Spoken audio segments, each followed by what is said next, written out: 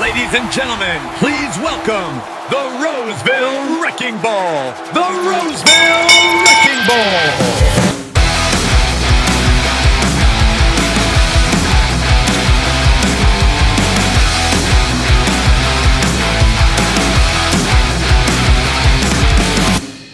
Joshua Shrum. He is a very talented steward, very knowledgeable. The Roseville Wrecking Ball. This is one of those podcasts where I listen to every episode. I love what he's putting out there. The Roseville Wrecking Ball. Josh Shrum. Parcels of Knowledge. Does a fantastic job with that podcast. The Roseville Wrecking Ball. He is an Article 8 scholar, and thank God. We need Article 8 scholars right now. Tune into the Parcels of Knowledge podcast while you're on the route. That's the mailman's playbook, brother. Good morning and welcome back to Parcels of Knowledge, that podcast dedicated to delivering knowledge to the city letter carrier with your host, the Roseville Wrecking Ball. Today in the beautiful city of Roseville, Michigan, we are continuing to have route counting inspections, and holy shit, I think there's a flaw in my code because I am tired like a 16-wheeler. Oh man, brother, that stuff is going to be a little bit harder to, hopefully you can't tell the fatigue in my podcast, but just like always, today is Wrecking Crew Wednesday, and it's even better because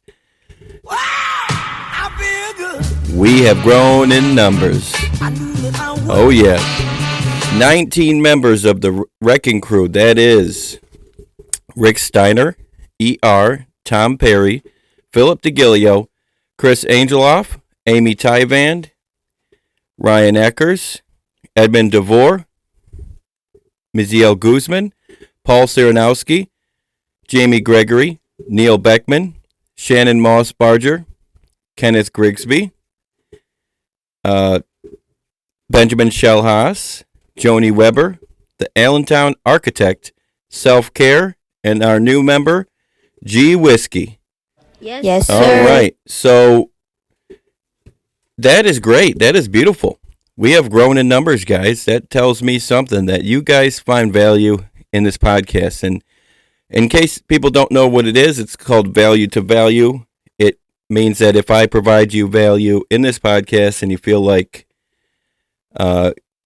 giving back, then you are welcome to donate between $1 to $50, anywhere in between, on Patreon, and I'll have the link in the description. And we're also going to use that money for giving back to the community. I know my steward references are on their way. Once you guys get them, please let me know. And let's just give it up for the Wrecking Crew, these badass individuals who keep my show going. I wouldn't be able to do it without you guys. But just like normal Wednesday fashion, they have chosen the topic for Wrecking Crew Wednesday. And today will be about Miranda versus Garrity versus Kalkines. It won with a 50% vote behind leadership skills and Handbook F21. I also had Handbook F401 up there, but didn't get one single vote. Oh, man. Well, I like today's topic because I think that it's not talked about enough. So today's going to be a short episode, but today is going to be about, basically, most of the time these situations occur when the OIG is in town.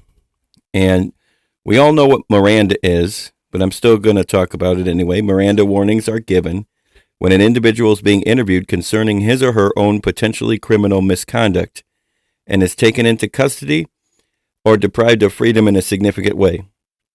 Under this warning, an individual is advised that pursuant to the 5th and 6th Amendments of the Constitution, anything said may be used against him or her, and that he or she is entitled to remain silent or otherwise not incriminate themselves, and that they have the right to the assistance of an attorney. Should an investigator give Miranda warnings to a witness, that witness cannot be disciplined for asserting the right to remain silent. At no time should a supervisor give an employee Miranda rights. These should only be given by trained investigators. Supervisors conducting workplace investigations rarely have to worry about employee rights other than Weingarten. However, if the conducts being investigated could also result in criminal charges, even though the supervisor does not intend to pursue criminal action, the supervisor should seek guidance from the agency's personnel or legal office. And for Garrity, so you know about Miranda, but do you know about Garrity and Kalkines? Because they are warnings, or I don't know if I would call them warnings, but they are rights that are read to you by the OIG in certain circumstances. Let's go over Garrity first. We'll go over Kalkines first. A federal government employer may conduct an administrative investigation to determine misconduct of an employee at the same time a criminal investigation of the employee is ongoing. The same facts that may lead to criminal prosecution may be the same facts needed for disciplinary action. In Kalkines versus the United States, an employee who worked for the U.S. Customs was faced with being questioned concerning a potential disciplinary matter, alleged taking of bribes. At the same time, he was under federal criminal investigation for the same matter. Faced with potential prosecution, he chose not to answer questions from his employer. He was fired for refusing to answer. The court held that the employee could not be discharged for invoking his Fifth Amendment right against self-incrimination. However, in circumstances where an employee has invoked his Fifth Amendment right against self-incrimination, the employer can decide to inform the employee that the employee's participation in the investigation will not be used in a criminal case against the employee. Therefore, if the employee then fails to give evidence, he may be discharged. However, the employer must have received confirmation from applicable prosecutor that criminal action is not contemplated and that the employee has thereby been granted a waiver from prosecution. So Kalkines, they can use Kalkines to get an employer investigation conducted without implicating you criminally. So if they tell you that they're going to read you your Kalkine rights, well then what they're trying to say is this investigation may lead to employment charges but not criminal prosecution. Okay? A sample of a Kalkine warning would be, you're going to be asked a number of specific questions concerning the performance of your duties as an employee. You have a duty to reply to these questions. An agency disciplinary proceedings resulting in your discharge may be initiated against you as a result of your answers. However, neither your answers nor any information or evidence that is gained by reason of such statements can be used against you in criminal proceedings.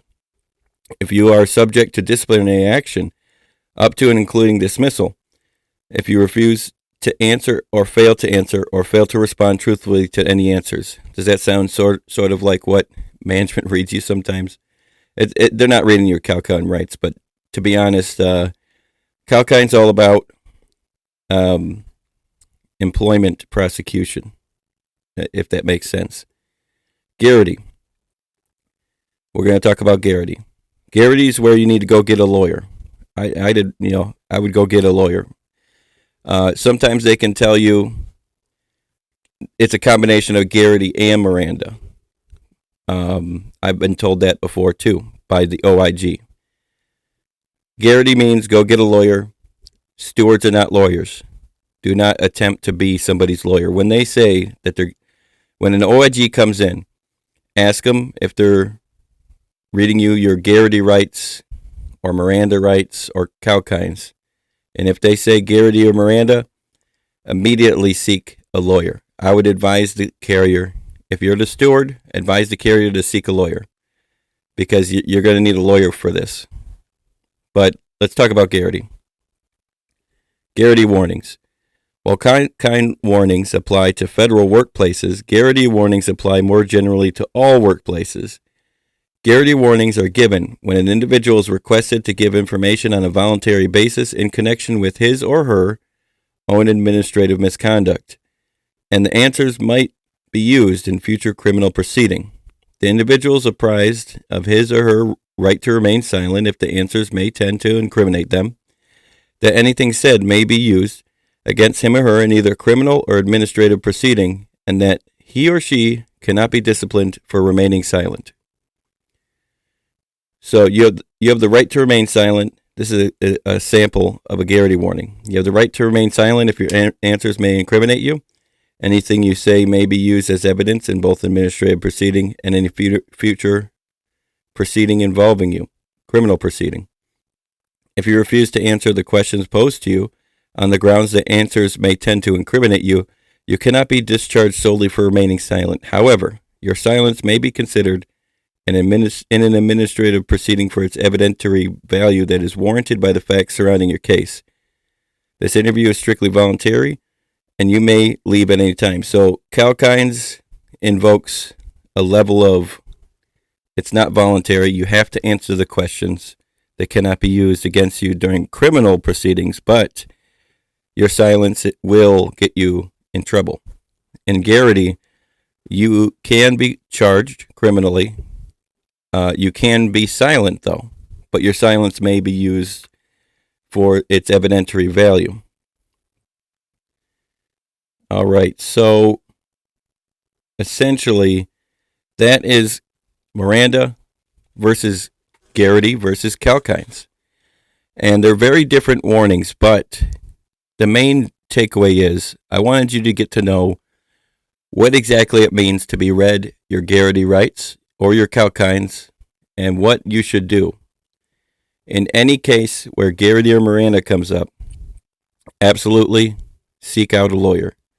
And I feel like Garrity and Miranda will be more common than not in terms of the OIG, because typically they're investigating theft of mail or things of that nature. And it's one of those things where it's almost always going to be in their head that they already have a goal. They think they know that you did something wrong. You're going to want to seek a lawyer.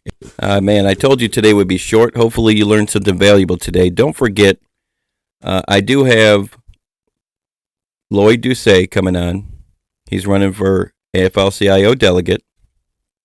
If you guys have any questions, please send them to rosevillewreckingball@yahoo.com.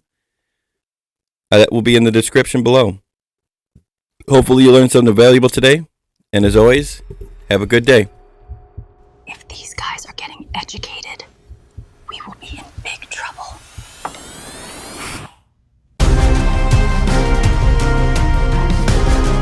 Management's been weighing you down like a bag of wet catalogs, but you don't gotta take it. You strap on the elbow of education, dig it? Ladies and gentlemen, please welcome the Roseville Wrecking Ball. The Roseville Wrecking Ball.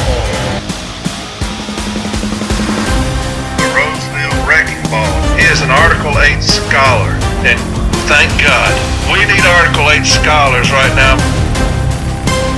The Grievous Genius and the Roseville Wrecking Ball doing amazing work.